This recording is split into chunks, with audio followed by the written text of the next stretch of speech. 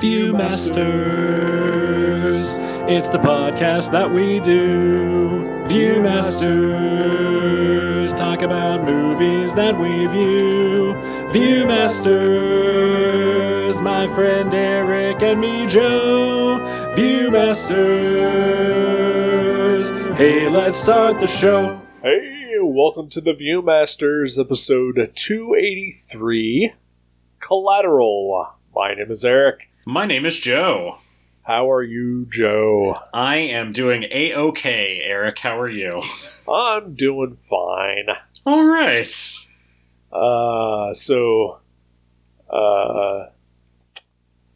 After Halloween, after October ended, basically, I got really burned out on horror movies.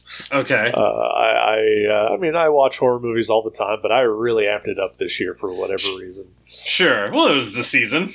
Sure. And even though I didn't watch, one a day or whatever, I did wind up watching like 31 horror movies throughout October. Nice. Which means some days I doubled or tripled up. That's impressive. Yeah. I mean, that's a word. I think it's impressive.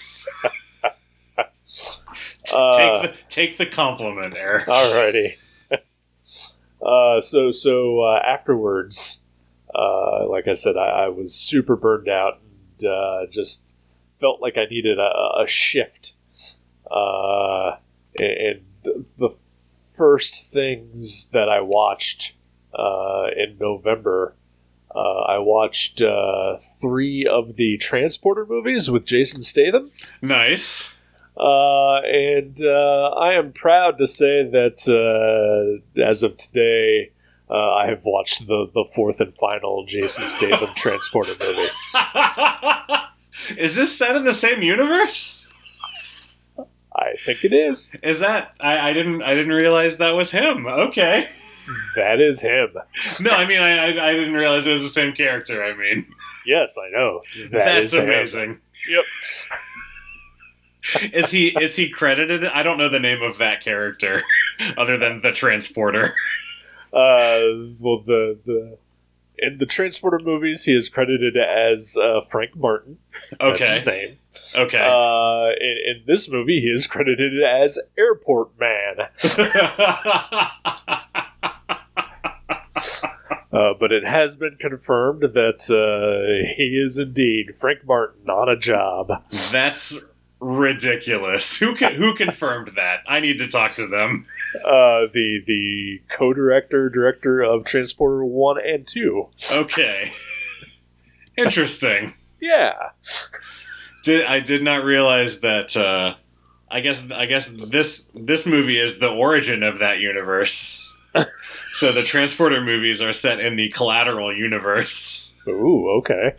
Because you would start with the first movie, right? I would assume. Sure, yeah.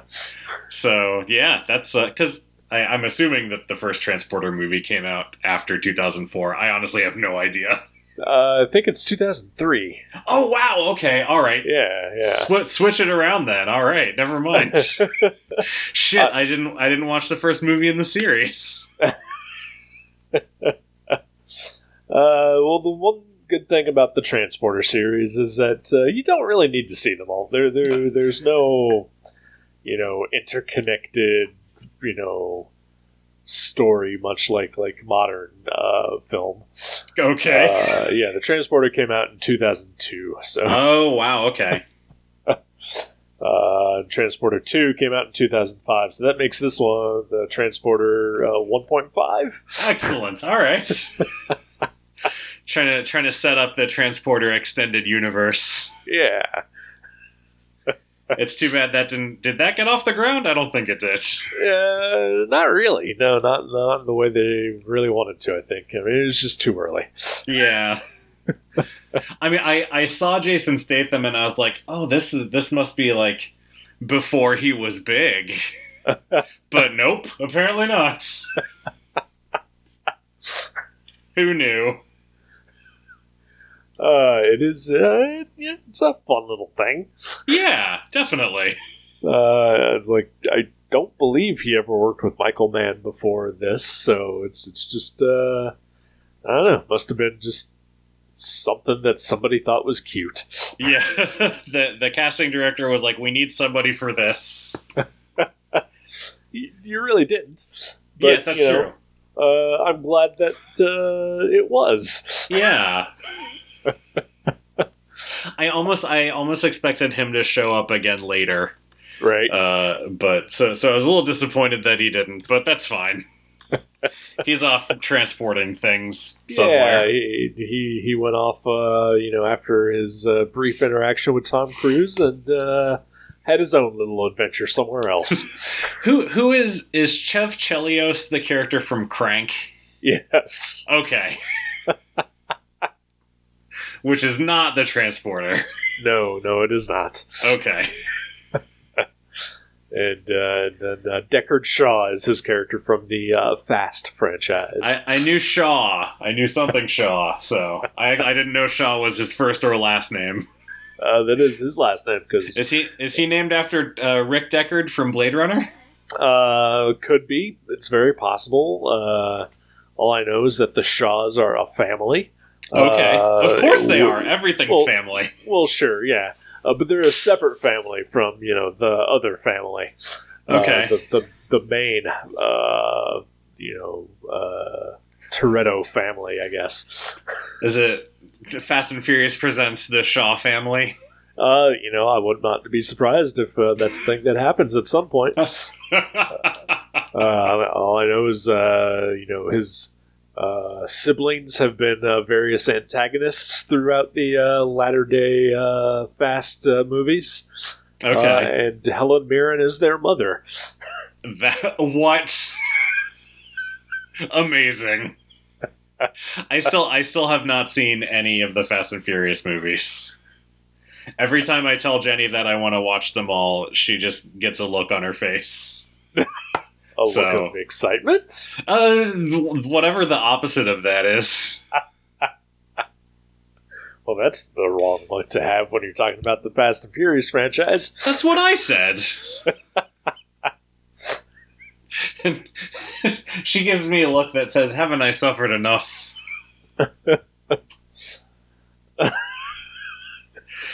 Oh boy, Collateral. So I mentioned last week when you picked this that I had seen this before, and the last time that I saw this was in 2004. I saw it opening week because it came out like 5 days before my birthday. And I saw it with my mom at the theater. Nice. For my birthday. Excellent. And then, so I must have known who Jason Statham was at that point, but I totally did not remember that he was in it. But also, I totally forgot that everything was in this movie. Yeah, I've not seen this movie or had not before now, and it was not what I expected it to be. Okay. I think I expected it to be more. I expected it to be more of Tom Cruise and Jamie Foxx in the cab. Okay. And there was a lot of other stuff going on that I was not expecting, like just the whole the police investigation, the FBI, the specific targets, all being part of the same case, and the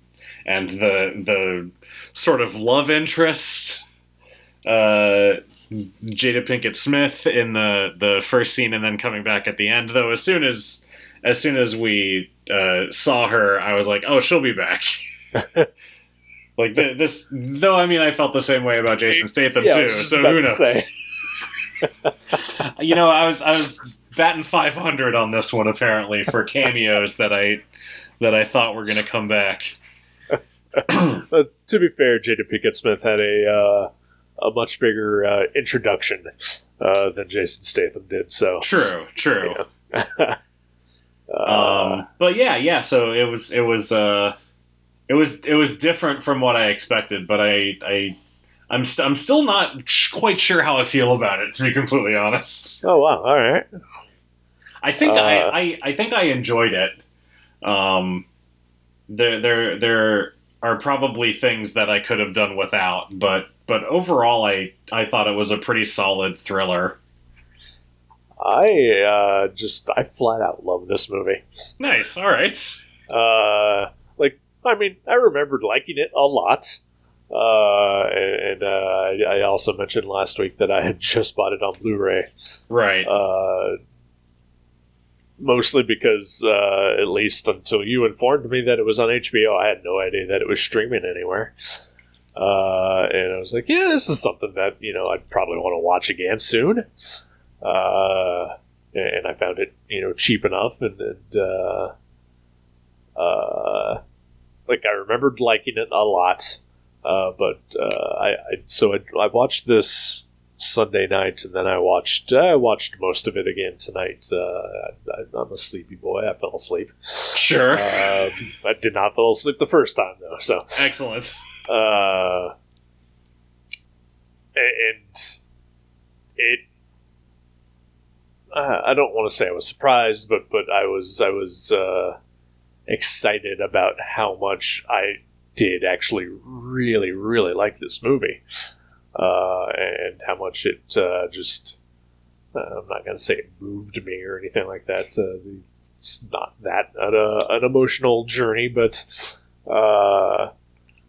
it gripped me. There's a decent phrase there. Absolutely. Yeah. No, I was not bored at all while I watched it. That's for sure. Even there's a lot of intensity throughout the movie, but even before Jamie Foxx has an interaction with Tom Cruise, it's still weird. Like him driving Jada Pinkett Smith, which is totally fine. There's no real drama that's happening there. It's just introducing these two characters to us. Even that is mildly intense still. Sure. Not in a bad way at all. It's a good table setting, I guess, or a good mood setting. Yeah, I totally get that.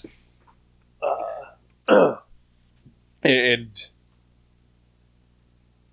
like you said, not knowing that, and even my rewatch, I also I knew Jada Pinkett Smith was going to come back at some point, but I still did not remember how everything tied together. So going into this not knowing that everything is going to thread together,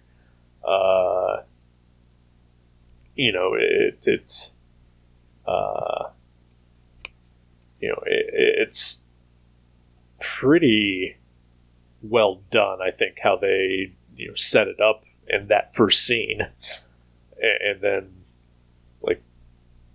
allow you to forget it, and then come back later to be sort of a surprise. Yeah. No, I totally. It is definitely a well constructed movie. I think. I feel like the part that I'm on the fence about is that it just wasn't what I expected. Mm-hmm. But once I get past that, part of me almost expected it to be more like that movie that we did before, Locke, where it's just Tom Hardy in the car. I just thought it was going to be Jamie Foxx driving Tom Cruise around. having a grand old time being held hostage. Sure. And I probably not the type of movie I could see that being maybe more of an indie movie than the type of big. I mean, it's not like a big blockbuster or something, but it's a studio movie. Yeah, I mean, you get Tom Cruise, it's going to have a budget. Exactly. Yeah, exactly. There's going to be other stuff that happens. Right. Like surprise Mark Ruffalo. That was cool. Right? But yeah, like I think I was looking forward to maybe a quieter movie than what we got. But you know what we got was really good. I did really enjoy it.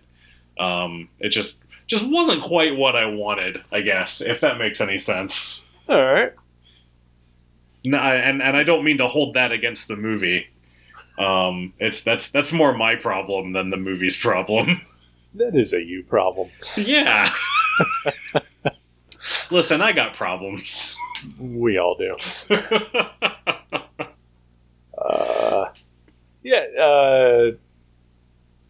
I mean, I could definitely see a smaller movie doing this pretty much beat for beat, but just, never leaving, Jamie Foxx in the cab, Yeah. And surprisingly, we do see very little of, what Tom Cruise actually does, like when he leaves the cab. Yeah. I mean, we see some of it, obviously, but for the most part, there are several scenes where, he gets out of the cab and goes off to kill somebody, and then, but the entire time we're stuck with, Jamie Foxx, dealing with, everything that is happening to him. Right. So the plot is pretty basic. It's Tom Cruise plays a hitman named Vincent, who gets into Jamie Foxx's cab. Jamie Foxx plays a character by the name of Max. Drives him around to various hits, and I think. On this rewatch again, it's been 15 some years since I had seen it. I don't think I remembered how quickly it gets revealed.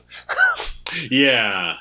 I mean, we know that Tom Cruise is up to something shady, and I mean, the basic plot of it is like in the trailers and all that, but I figured, it'd be like, 2-3, stops on his little cab ride before, Jamie Foxx figures it out. But it is the first one. Yeah. I did really like that, the way that played out, like the body falling out of the window. and because clearly that was not part of Vincent's plan. No.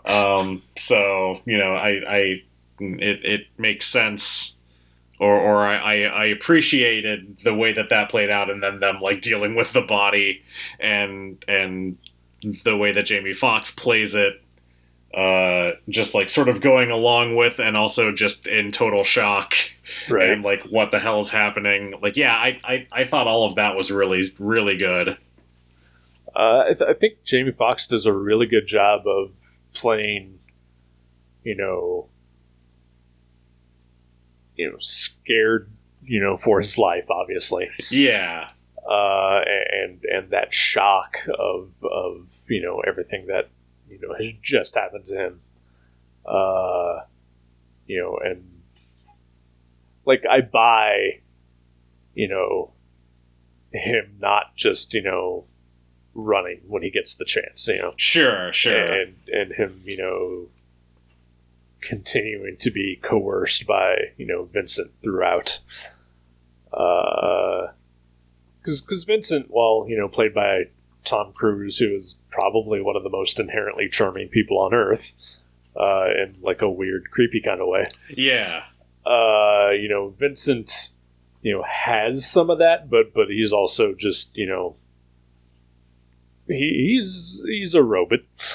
Oh yeah, to a point. Yeah, he's a sociopath. Yeah, absolutely. Yeah, like Tom Cruise. Yeah. Mm-hmm. Yep. Tom Cruise is perfect in this. He Honestly. really is. He's so good. So I don't know. I don't think we've ever watched a Tom Cruise movie before this. I don't think so. So I remember, when I did see this movie in the theaters, thinking to myself, I don't think I've ever been a huge Tom Cruise fan. Like, I've seen a handful of his movies and otherwise been mostly unmoved by him as an actor. Sure. And in his, more recent film career, like I certainly do, stand up for the Mission Impossible movies, the later ones, especially. But it's not so much on the strength of him as it is like just I think those movies are fun and huge and riveting. Yeah. But kind of could be done with anybody else. Absolutely. They try that with Jeremy Renner too? Like they were going to replace Tom Cruise with him? They were, yeah. Which, probably would have been okay, but, I think Tom Cruise, in that particular one, I think that was 4, Ghost Protocol. Yeah. I think he came out so on top with that one that they were just like, we can't do that. Right. I mean, at least it wasn't, a Bourne situation where, it was just Jeremy Renner, flat out replacing him. Yeah. They tried to do a handoff, but, Tom Cruise took it back. Right. Jay Leno style. Yep. Damn. Oh, man. I was flipping through TV the other day, and Jay Leno has a game show on, apparently. Oh, sure. Okay. And just with Kevin Eubanks as his sidekick on it. Oh, that's so sad. The whole thing was very sad. Yeah, that's sad for... I mean, I don't feel sad for Jay Leno. No, but fuck that guy. That's so sad for Kevin Eubanks. Like, just get out from under him. Right? But everyone, like Jay and Kevin and the 2 contestants, they all looked fucking miserable. Oh, that's excellent. Anyway, so I was never a Tom Cruise fan, but when this movie came out, like, already I was intrigued because he had, like, the gray wig on. Yeah. And he was, unshaven and kind of scruffy.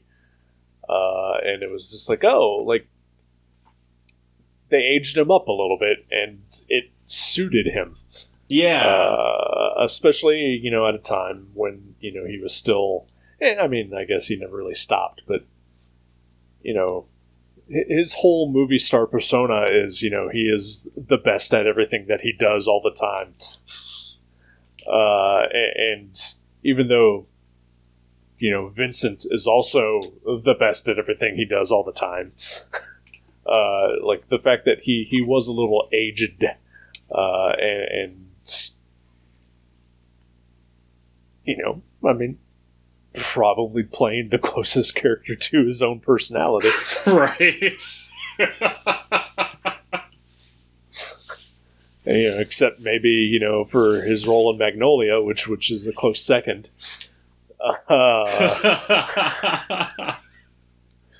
Yeah, there's a string of Tom Cruise performances that I really enjoy, like the Magnolia, for sure, I think is probably his best performance. Mm-hmm. And then like I really liked the movie Vanilla Sky when that came out. I don't remember if that was like 2004 or 2005. So like I feel like there was sort of a period where he was doing interesting things, Mm-hmm. and this sort of falls into that period. And I don't know, maybe the Mission Impossible movies were the end of that period, but those are fun in a different way. But yeah, like part of my interest in watching this movie was just to see him as getting away from that persona a little bit, right? Even if as you said, it is basically just him. Oh, allegedly. Yeah, allegedly. Where's Shelley? Yeah. That's all I want to know. Yeah. But no, yeah, it was. I think this is the only time he's really played like the villain in anything, right? So the IMDb trivia actually said this is one of 3 times that he's played the villain. Okay. He's the villain basically in Interview with a Vampire. Okay. Yeah. But it's sort of. Yeah. And then there was another movie, I think Taps, which I've never seen, but apparently he's a villain in that as well. That's got to be like one of his first ones, though. I think so. Yeah, I want to say it's like early '80s, maybe when that came out. Yeah. Huh. All right. Yeah, I've never seen that either. So yeah, primarily he's the quote unquote hero. I almost feel like his character in Magnolia is kind of a villain as well. Yeah, I mean, that wasn't listed. IMDb does not consider him a villain. Apparently, it's it's not really a movie where there are heroes and villains, but yeah, he's not a great person for sure. Yeah. At least what I vaguely remember about that movie. But yeah, yeah, Lestat is a weird one. I think mostly I dismissed that just because he was so ill cast in that. Yeah. Like he is not Lestat. You can't convince me otherwise. So obviously I've never read the Interview with the Vampire novel, so I don't have anything to compare it to. Mm-hmm. But we did watch that movie relatively recently, and I'd never seen it before. And I feel like it's not very good. It's not, no. Which was really disappointing. I feel like it built it up in my mind as being more than what it was. I remember, like, shortly before the movie came out, a friend of mine let me borrow the book, and I read that, and I enjoyed the book. And then I think I wound up watching the movie, but it was like one of those, it was on TBS kind of things. Oh, sure, yeah. And so, like, so obviously I waited a few years to watch the movie. And then when I did, it was one of those, I'm only like half paying attention to it, Right. And, probably would have paid more attention to it if it had been, worth paying attention to. Right.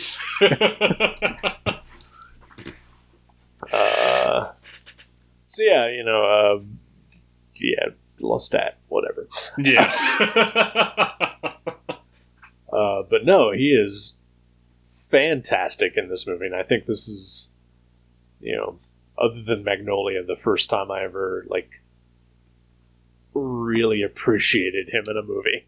Yeah, I feel like he's obviously he's unpredictable in this movie, spurts of violence and whatnot. But otherwise, even when he's just sitting in the cab, he's really just magnetic. Yeah, like it's strange. It's strange that I feel that way about Tom Cruise, but I can see why he's a movie star. Oh, absolutely. Even in stuff that I don't enjoy, with him in it. It is hard to deny just what a presence he is.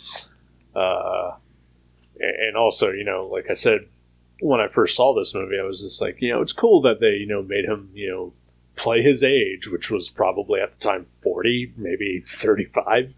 Right.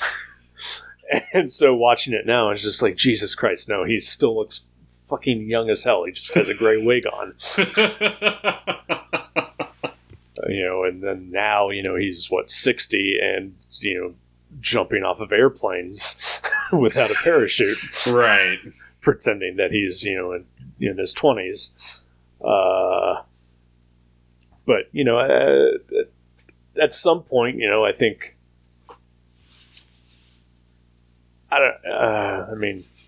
I don't think he'll ever allow himself to be in this type of movie again. Yeah, I would be surprised unless there's a major career turn in there somewhere. Yeah, this sort of role feels like just not what he's interested in doing at this point. Yeah. So, I've talked about the Blank Check podcast on here before. Yeah, I know. Why don't you just go be on the Blank Check podcast, Eric? I wish. Yeah, that's fair.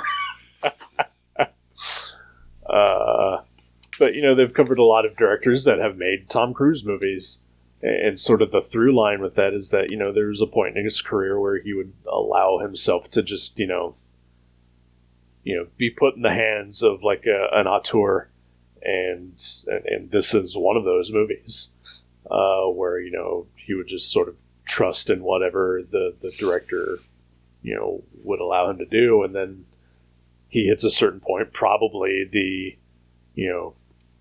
Katie Holmes jumping on Oprah's couch era, where he backtracks and now only does the perfect Tom Cruise movie now. Right. Like from that point on. But I remember watching, I can't remember the actual title of it now. The sci-fi time repeating movie. Oh, Live, Die, Repeat? Yeah, I don't think that's what it's actually called. Is no, it? It's Edge of Tomorrow is what it's actually called.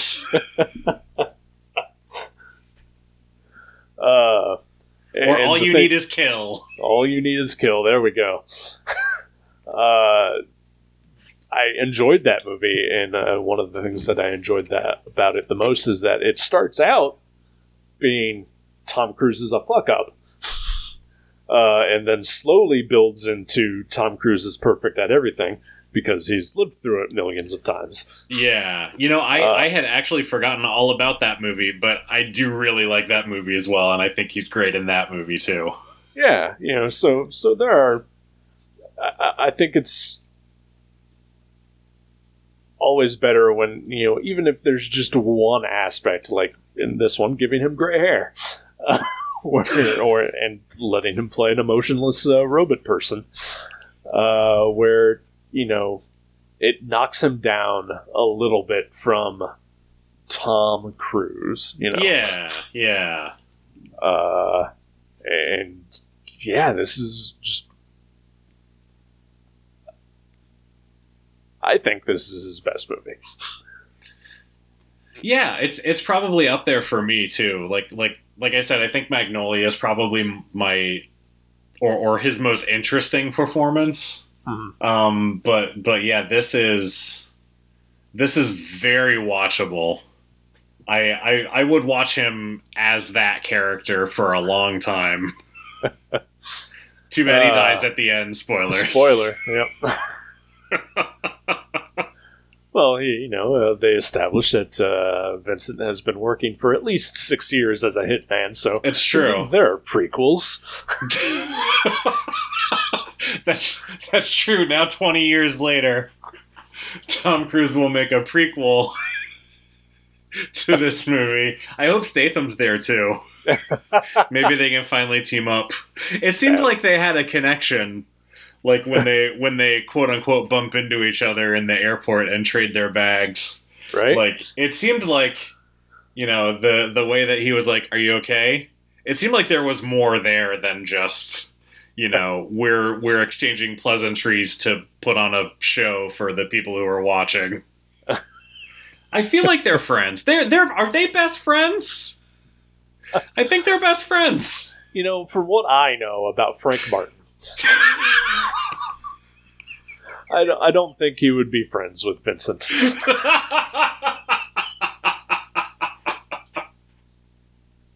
Because Frank Martin has rules.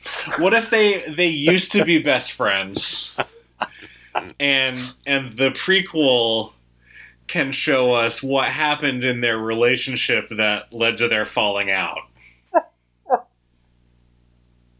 We can finally understand the subtext behind that. Are you okay? Excuse me. Because it's just loaded. It's fucking Hemingway couldn't write better subtext than those two in that scene. It's a great scene. Not denying that. And I think, a prequel, starring Vincent and Frank, that is definitely one that would get me to the theater. Oh, movies are back. Movies are back.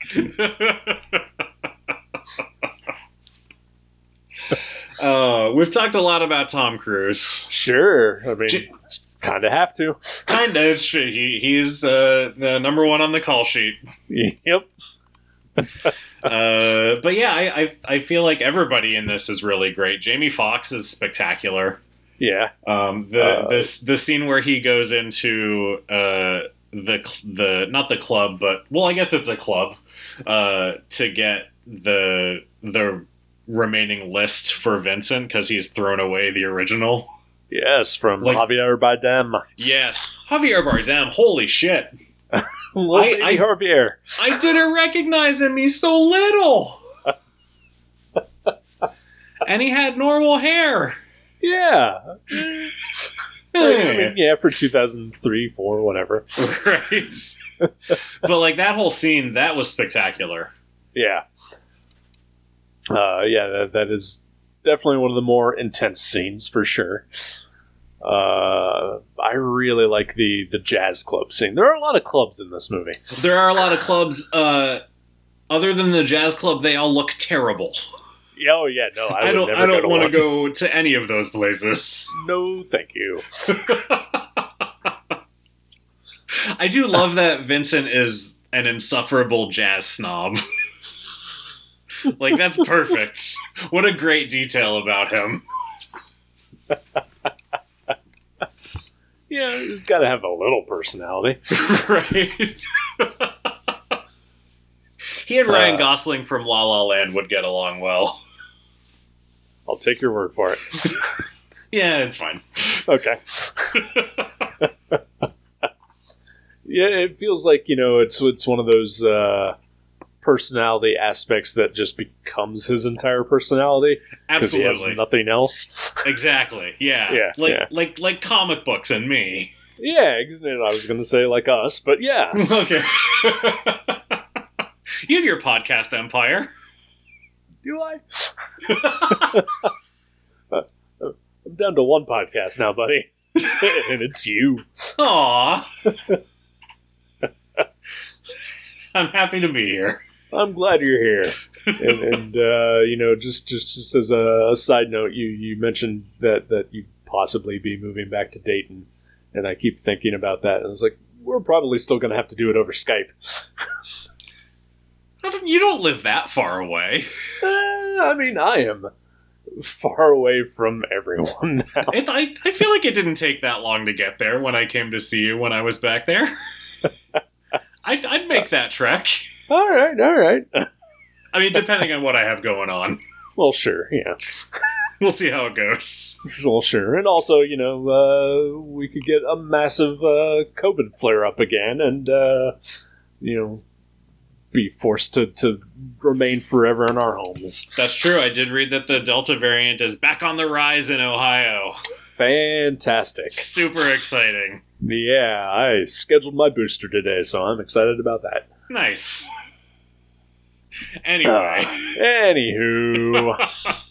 Wear a mask, you fucks. Yes, wear a mask, socially distance. Don't be an asshole. Yeah. And if you ride in a cab, also wear a mask there. Yes, definitely. Although cabs don't exist anymore, so... Yeah, I was thinking about, how quaint it is that this movie's all about a cab company. Now it would be, my Lyft driver, or an assassin calls a Lyft and takes them hostage. Isn't that what Stuber is about? It might be, I don't know. You mean you didn't rush out to see Stuber? Shit, do I need to see that now? Is that also part of the Transporter universe? Is that the comedy version of Collateral? It might be. Because I'd be into that, honestly. Yeah, Yeah, I'm on board. All right. My next pick. Sweet. It's going on the list. I wouldn't say no. All right, good to know. I'll keep that in mind. But yeah, Jamie Foxx is great. Surprise Mark Ruffalo, also great. Yeah. Even Peter Berg is pretty good in this. He is, yeah. I mean, he doesn't have a ton to do, but I really enjoyed seeing him. Yeah. It's like that's the guy that makes Mark Wahlberg movies now. All of them. He makes all of them. Right. Some of them are okay. I'll take your word for that. I liked Spencer Confidential. Okay. That's the sequel to that new fuck, I lost it. Never mind. I know where you're going with it. Yeah, I lost her. Fuck. Kristen Stewart. Kristen Stewart. I lost her name. Thank you. Oh man. You don't edit stuff out of these episodes, do you? I don't. Okay, good.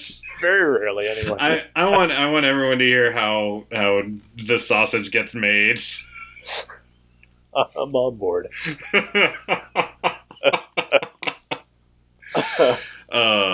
Yeah. I do wish that, I mean, Jada Pinkett Smith has basically 2 sequences. And they're like, the first one is just her sort of flirting with Jamie Foxx. And then the at the end of the movie, she's the damsel in distress. So, there could have been maybe another female character in this. Like maybe one of the detectives or something. I don't know. Yeah, Michael Mann. I mean, the one guy we haven't talked about yet. True, yeah. He's not great at women. Just in general. I mean, who is? To be True. Completely honest. Yeah, I mean, and his last name is Mann. Right, so. Yeah. Stick with what he knows. Yeah. I've seen a handful of his movies, and I've enjoyed, the ones that I've seen for sure. But yeah, women characters don't fully exist in his movies. Yeah. Like they're there, but I would never call them characters. Sure.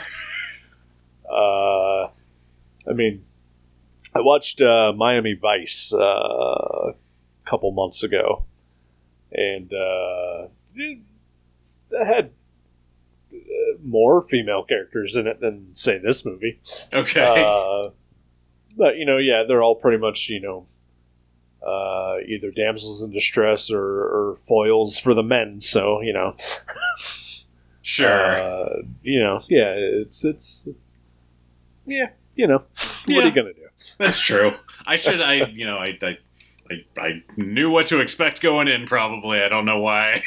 I thought it would be any different. Yeah. When I told Jenny this is what we were doing, she's like, "Oh, that's a boy movie," which it very much is a boy movie. Yeah.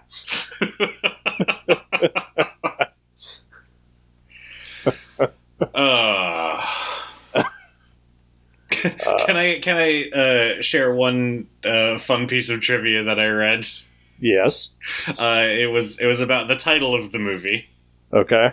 I guess there is a scene where Max talks about being collateral. Yes. In relation to what Vincent is doing, but apparently that is not where the title of the movie comes from. Oh, okay. There's a deleted scene, or maybe a scene that was just cut from the script, that reveals that Vincent's full name is Vincent Collateral. What? Yep. It's apparently his professional name is Vincent Collateral.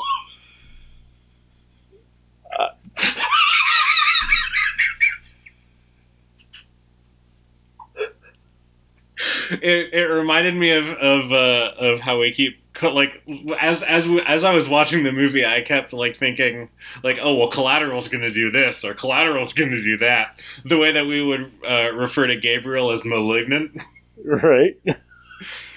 but the fact that like was actually like, oh yeah, no, that actually was his name. Oh, holy shit! Oh, I'm simultaneously glad and sad that was not in the movie. Well, I was going to ask if it was included in the special features on the Blu-ray that you just got. Maybe that scene's in there. Maybe, I don't know. I watched it streaming because I couldn't be bothered to get up. Please check for me and let me know. I will do, yes. I'll have a report next week. Oh boy. Yeah, I enjoyed watching this, and I enjoyed talking about it. And good. I don't think it's the greatest movie I've ever seen. I've definitely seen worse movies. It was an enjoyable thriller with some pretty solid performances and a very watchable Tom Cruise. Yeah. I mean, I feel like that sums me up on there, but with a lot more enthusiasm. Sure. I will say that just to touch back on Michael Mann, the guy knows how to film Los Angeles at night. Yes. This is a stunning movie. I remember, seeing it initially, and there was, some buzz, and then I think I even felt a little bit, and I saw some of it, on this rewatch where, like, he switched to digital filming, like, pretty early in the game, like, before, most people. And so there is just a hint of that sort of, low light digital weirdness in this movie. But, now seeing it, almost 20 years later, I think it looks stunning. And just the whole movie is gorgeous to watch. Like, I could just have this on as, with no sound and just occasionally just look up to see, the scenery. Yeah, absolutely. And about the shooting digitally, I did read that, I guess in an interview, he said that, most people at that point who were shooting digitally were trying to make it look like film. Right. And so, like, he sort of leaned into the digital look of it. Mm-hmm. And that totally, like, adds a lot to just the feel of the movie is that sort of digital, like, I don't even really know how to describe what it looks like, but you know it when you see it, Oh, yeah, for sure. But yeah, no, I thought that was really cool. I know that he also has a tendency to, like, tinker with his movies well after release. Like, I know that, when he did the Miami Vice movie with Jamie Foxx and Colin Farrell, like, whatever the theatrical version is, like, you can't find anymore. Oh, weird. Okay. Or you can find it on DVD, but the Blu-ray, is only the director's cut. And then, like, when it went to streaming, like, he made, like, more changes. So I wonder, if there's stuff in the currently streaming version on HBO that, was changed from, when I saw it with Mom. Yeah. Maybe he cut that scene where you learn that Vincent's full name is Vincent Collateral. I mean, I don't know why he would cut that, because clearly that's fucking genius. It's the titular line. You need that. Funny. It's funny that you say that, because, again, I watch everything with subtitles. And so the scene where Jamie Foxx actually, says, that he knows that he's collateral, to whatever, I think that's pretty close to his line. Yeah. Like, if it weren't for subtitles, I don't think I would have heard him actually say that word. Sure. Because he says it real quick and kind of mush-mouthy. And, like, without, like, actually reading it on the screen, you know, it would have just been gibberish to my ears. Yeah, I get that. I think I may have actually missed it when I was watching it. I only know that he says that from reading that little bit of trivia. Right, yeah. Collateral. Yeah. Highly recommended and kind of recommended. Yeah, recommended regardless. Oh, there we go. Anything making you feel okay this past, I mean, it's only been 4 days or so since the last time we talked, but it's true, yeah. There's the real stupid thing. There was a sketch on Saturday Night Live called Doghead Man. okay. Basically, scientists engineer a human with the head of a dog to be like a super soldier. And it's a dog with human arms, and it's fucking chaos. And I love it. And I can't stop thinking about it. Like, I have pictures of Doghead Man on my phone. Like, there's one of him holding a knife, one of him defusing a bomb. And it's just a dog. It's a golden retriever, and he looks so happy. So I seek out the Doghead Man sketch. All right. I will. You should. It's wonderful. I pretty much do my best to ignore anything SNL related, but I will actually seek this out. This came up. Jenny saw it in Instagram stories, and I overheard, and I heard someone say Doghead Man, and I was like, did they just say Doghead Man? And she sent it to me, and I cried. It's so good. And so stupid. I'm looking forward to it now. How about you, sir? So we are recording this. I can't say for sure that this is a joy or anything that will make me happy. Okay. I definitely have a lot of emotions tied into this, but so it's about 2 days before Thanksgiving as we were recording this. For the first time since 2015, my parents invited me to Thanksgiving dinner. That's awesome. It could possibly be something that will be my anti-joy next week. I'm not sure. No. Okay. I am definitely feeling a lot of mixed emotions about this, and a lot of anxiety. But it's something that pretty much the only thing that I've wanted in the last 6 years of my life. So I'm gonna go have an actual Thanksgiving meal with my parents. That's awesome. I'm really glad to hear that. I'm sure Jason's glad to not have you crashing at his place too. Well, you know, makes two of us. No, that's really great to hear. I hope that goes well for you. I hope so as well. So, yeah. So that's pretty much it. Nice. That's a good one. Yeah, I hope.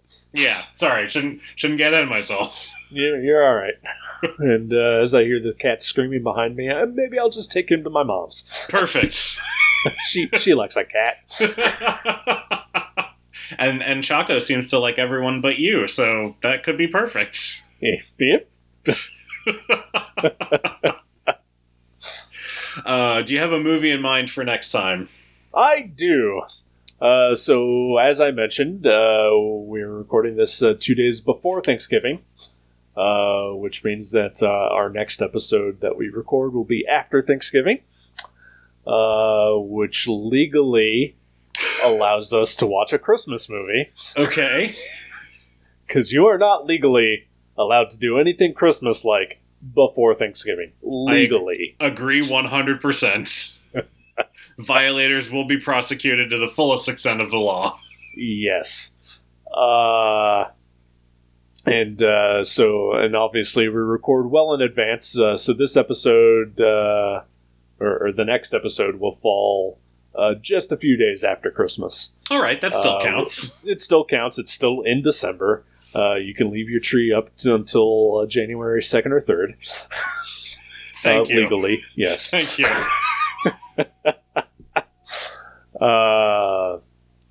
And actually, I had two movies in mind for this, but one of them is not fucking streaming. Ah. So we're going with the one that is. It is on Netflix. I have not seen it. I have heard a lot of good things. It is called Klaus, the animated Origin of Santa Claus movie. Nice. Which also, sadly, I don't believe has anything to do with the Grant Morrison comic. But regardless, let's watch it anyway. All right, that's fair. I was going to ask. I have not seen it. No, I was going to ask if it was related at all to that comic, which I've also not read. So, I have read the comic. It's pretty good. I would highly recommend it. But this has nothing to do with it. Excellent. Just the German spelling and name of Klaus. Awesome. All right. Yeah, I will happily watch that. Awesome. Klaus. Be prepared for me to say it like that the whole time. Thank you for the heads up. Santa Claus. Frolica. I'm rethinking this maybe now. Frolica Weihnachten, Herr Schonborn. Okay, I am vetoing my own pick. Finally gonna get some use out of that 4 years of high school German.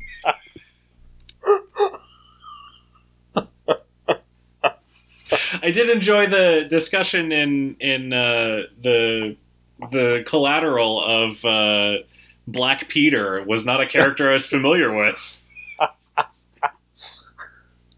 I had actually heard of Black Peter. My old boss at my old job went to Norway a couple different times, and wound up going one year during essentially Christmas, and there was a Christmas Day parade by his hotel, and it was Santa Claus leading the parade with a Black Peter, not just one guy but multiples. Amazing. So there was a parade of Black Petes, is I believe what they called them. That's awesome. I mean, I guess that makes sense. The naughty are going to outnumber the nice, probably, unfortunately. So yeah. You'd need multiple Black Petes. Yeah. Unfortunately, it was, of course, people in blackface. But of course, yeah. What would you expect? Sure. So just to in case you're interested, the other movie that I was thinking about picking was the Christmas horror film entitled Krampus. Oh, okay. Starring Adam Scott and Toni Collette, which, you can pay for it streaming somewhere, but it's not streaming, quote unquote, for free anywhere. Gotcha. Which I try not to, spend money while we do this show. Absolutely, yeah. It's good for us and good for the listeners. Exactly, yeah. But in case you're ever interested in just watching that, I do recommend it. I think that I've seen that already. I don't remember much about it, but I do think I've seen it. I mean, I know you're a big Adam Scott stan, so, I am. You know what? Ben Wyatt for life. All right, next week, Klaus! Good night, everybody. Bye. Thank you for listening to The Viewmasters. You can subscribe to the show directly at view.guttertrash.net or at iTunes and leave us a review. Visit view.guttertrash.net for email information and links to Facebook and Twitter. We'll see you next time on The Viewmasters.